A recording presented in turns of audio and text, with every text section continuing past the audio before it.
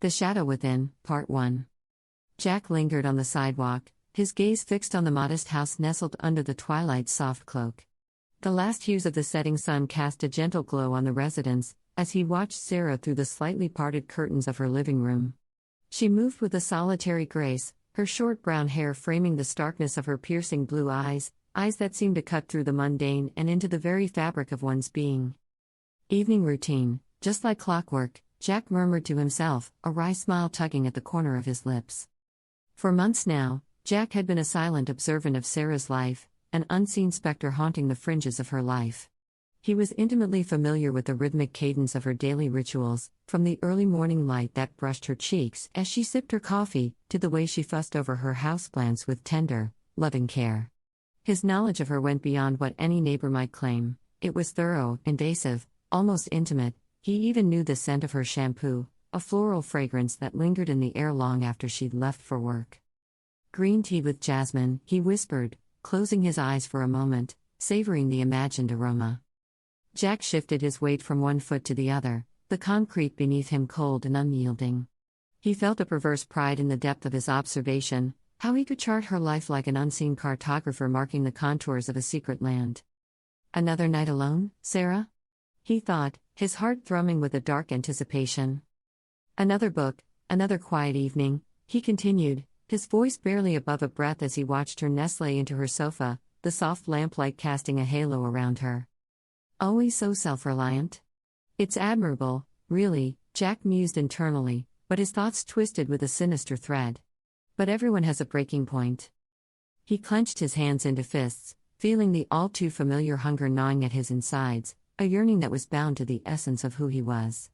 His deep-set brown eyes, usually warm and disarming, now reflected a different kind of hunger, one that clawed at him, demanding satisfaction.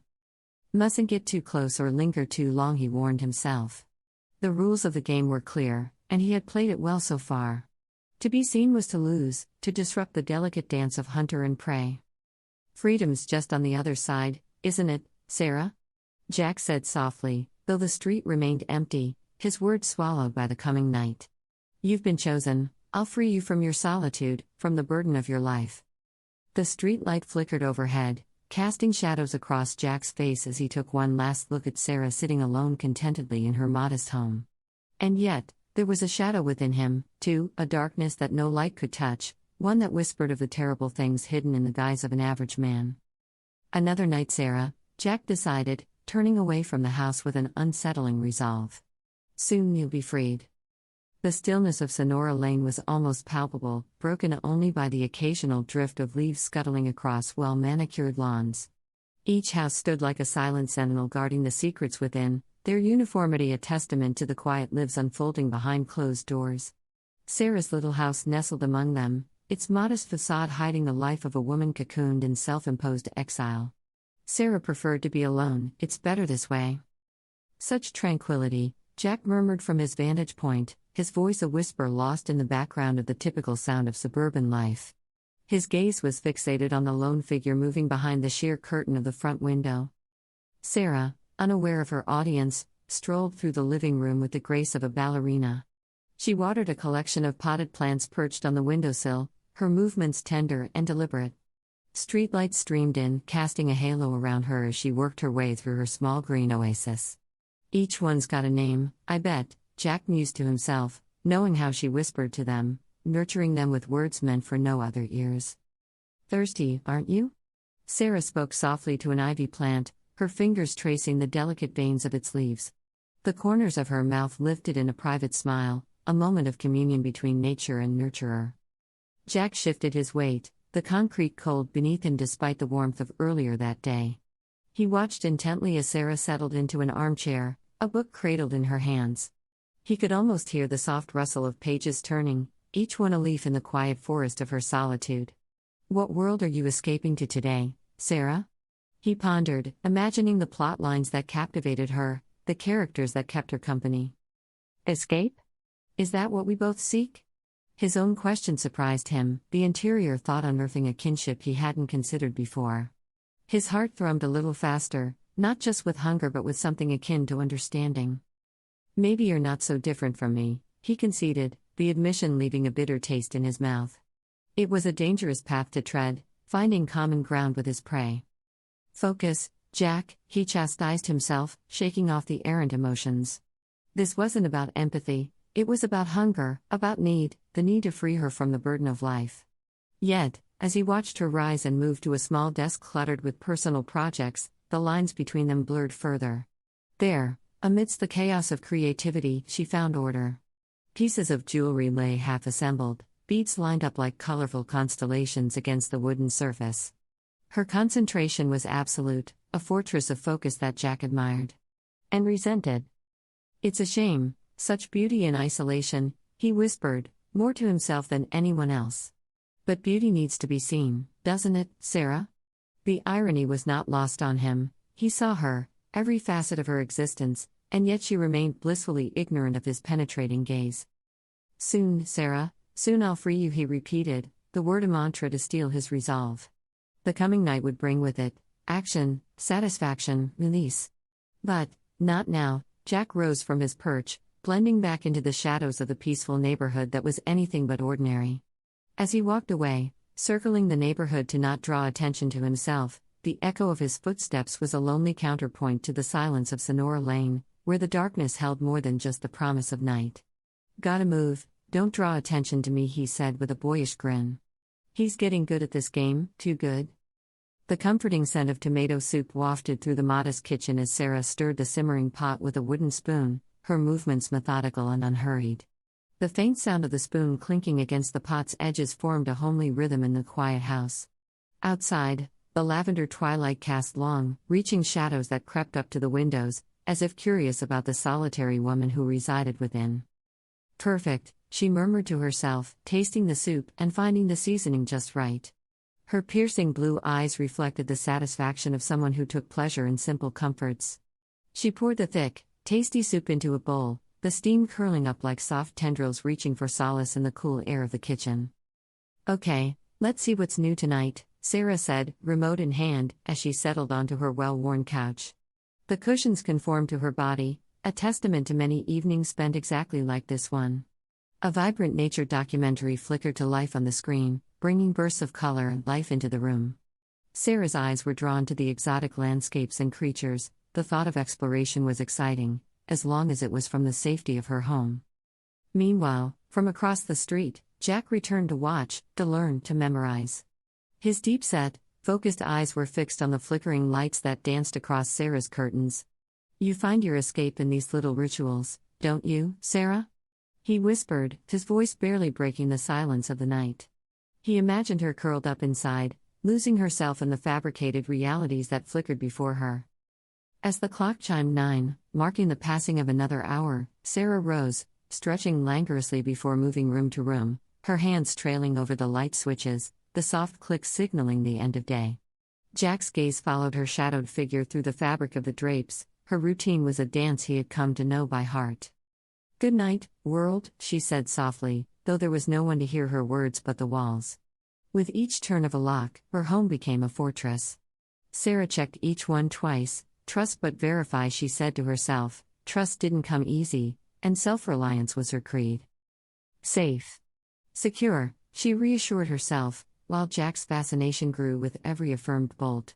There was something undeniably intimate about witnessing these moments. They were mundane to anyone else, but to him, they were precious insights into her inner self. Until tomorrow, Sara sighed contentedly, unaware of the dark silhouette that mirrored her every move from the darkness outside.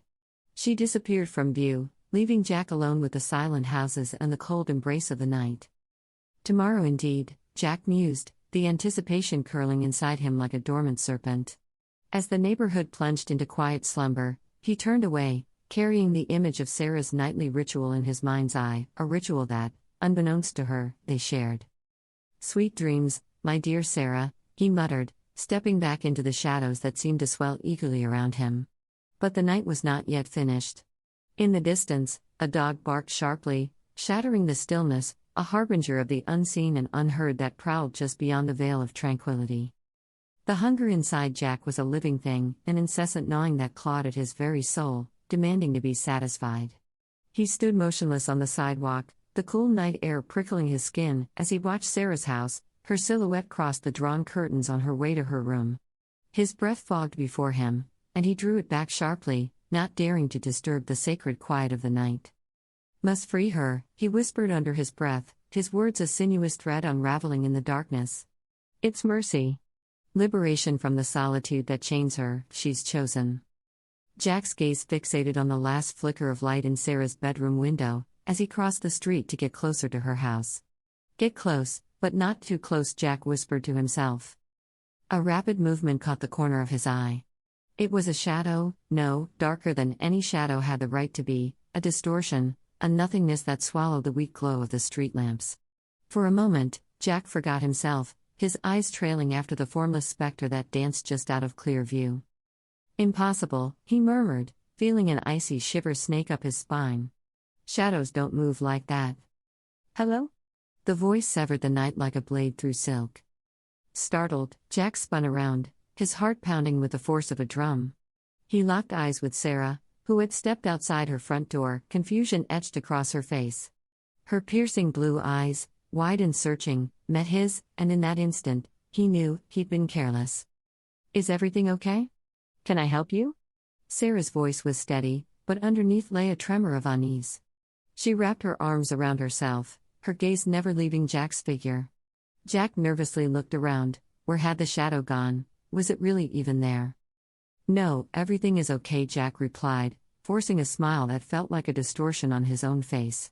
Just out for a walk. Late night air helps me think. His mind raced, concocting lies as swiftly as his pulse. Sara squinted, taking a tentative step forward. I've seen you before, haven't I? She pressed, her voice laced with suspicion. Around the neighborhood? Perhaps, he conceded, keeping his tone light, non-threatening. Small world and all that. Jack nervously looked around. Where had the shadow gone? Was it really even there? He thought to himself, questioning his own sanity. Suddenly, as if it heard his thoughts, his concern was confirmed. The shadow writhed around him, like a dark aura, a silent partner in a deadly dance. Sara's brows furrowed, a frown creasing her lips as she studied the dark aura that clung to him. Her instinct screamed that something was amiss, yet reason fought against the primal fear. Strange, she mused aloud, more to herself than to Jack. I'm sorry, I may sound crazy, but there's a weird shadow. It's moving around you, but there's no light behind you to cast it. Tricks of the light, or lack thereof, Jack offered with a shrug, his mind whirling with the need to retreat, to plan anew. Quite common at nighttime. Right, Sara said slowly, unconvinced. She took a step back toward the safety of her door, her eyes still fixed on Jack. Well, good night then. Good night, he replied, a hint of reverence in his tone. And as she retreated into her fortress of solitude, Jack turned and walked away, the shadow clinging to him like a second skin, a testament to the otherworldly bond they shared. Careless, he chastised himself silently.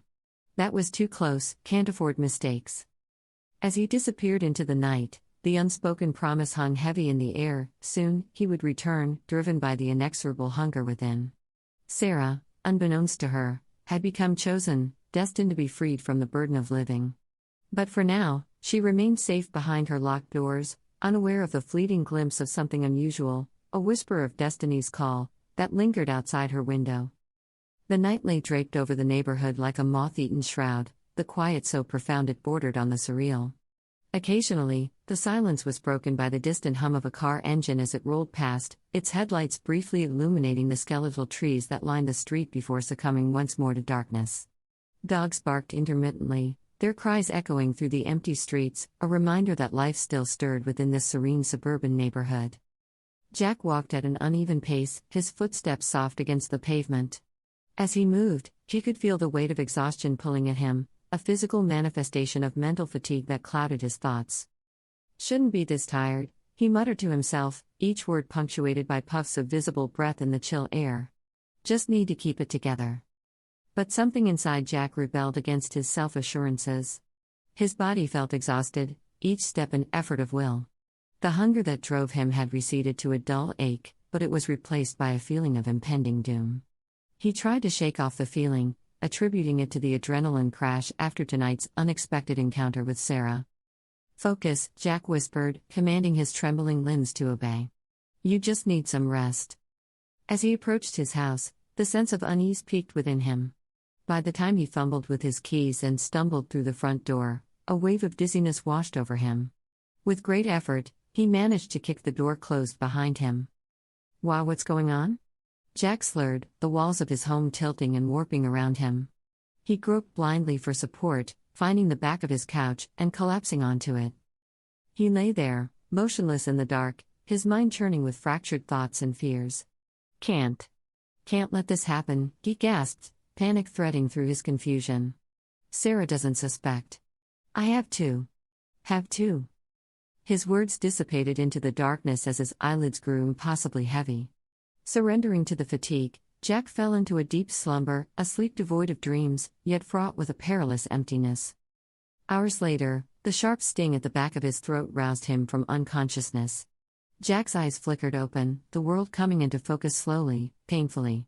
He lifted a hand to his face and recoiled as his fingers came away wet and warm. Blood?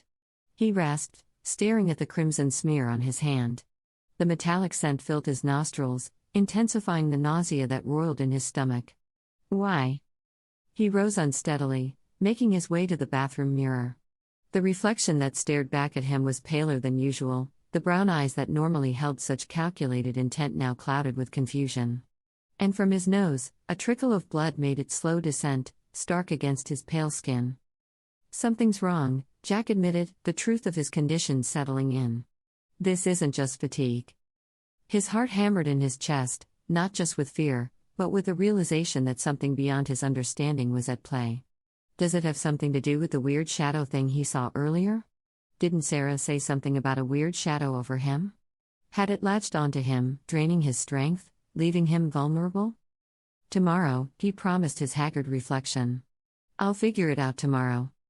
With that uncertain assurance, Jack turned his back on his own image, feeling the pull of his sleep and the promise of oblivion it offered. But as he left the bathroom, he couldn't shake the feeling that someone, or something, was watching him, hidden within the shadows of his own home. Jack's fingers curled into fists, the fabric of the couch bunching beneath his grip. The echo of his own labored breath filled the room, a stark contrast to the silence that filled the neighborhood just hours before. He had been so close, teetering on the edge of satiating the gnawing hunger inside him, and yet he faltered. Careless, he muttered to himself, his voice a low growl. You were too damn careless, Jack. The self-loathing stung, but it was nothing compared to the rage simmering within him. Sara, with her curious blue eyes that seemed almost luminescent in the moonlight, had nearly caught him. She was meant to be his liberation from this unyielding appetite, not the catalyst for his undoing. I won't give up, he vowed into the empty room. The words were meant to be affirming, but they trembled with a mix of determination and desperation. Sara doesn't know how much of a burden life is. I'll free her from it. It has to be soon. His mind replayed the moment Sara's gaze locked onto where he stood, hidden by darkness yet exposed by fate. The swirling shadow around him, something more than nightfall, had startled even him, and she see it too? Hello? Sara's voice from earlier in the evening whispered through his memory, who are you? Jack's imagination raced with endless possibilities, taunting him with what could have been if he had been revealed. Nobody, he whispered, his voice laced with bitterness. I'm nobody, Sara. Just a shadow. You're a shadow. He rose from the couch, pacing like a caged animal. Every step was an effort to shake off the weariness that clung to him like a second skin. His body felt heavy, as if every ounce of vitality had been siphoned away. Got to pull it together, Jack thought, stopping in mid-stride. Can't let whatever this is interfere. She needs me to end her loneliness. As the hours stretched on, the weight of his eyelids became unbearable, and Jack surrendered to sleep once more, collapsing back onto the couch. But the rest was far from peaceful. His dreams were haunted by unimaginable horrors of another world. Creatures that are impossible to describe, some just formless dark shapes, it seemed so real, too real. Somewhere in the depths of the night, a soft guttural growl interrupted the quiet outside Jack's window. It was faint, barely audible over the whisper of leaves in the gentle wind, yet persistent. A sound out of place in the tranquil suburbia, it tugged at the edges of the ordinary, suggesting that something horrible is coming. Continue the story with part 2. Don't forget to like and subscribe.